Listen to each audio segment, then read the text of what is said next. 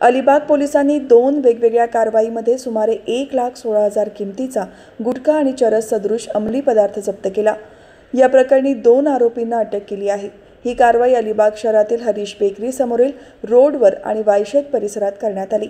अलिबाग शहरातील हरीश बेकरी समोरील रोडवर पोलिसांनी नकुल कुमार नंदलाल चौरसिया याला एका पांढऱ्या रंगाच्या कारमधून ताब्यात घेतले। त्याच्याकडून सुमारे 62,000 रुपये किमतीचे विविध प्रकारचा पान मसाला आणि तंबाखू जप्त करण्यात आला। तपासादरम्यान नकुल कुमार याने राम केवल रामप्रसाद निषाद याला गुटखा दिल्याचे समोर आले। या माहितीच्या आधारे पोलिसांनी राम केवल निषादच्या वायशेत येथील राहत्या घरावर छापा टाकला। या छाप्यामध्ये पोलिसांना विविध प्रकारचा विमल पान मसाला, राजनिवास सुगंधित पान मसाला, तंबाखू आणि विशेषतः काळ्या उग्रवासाचा चरस सदृश गोळ्या अशा एकूण 54,591 किमतीचा माल जप्त करण्यात यश आले।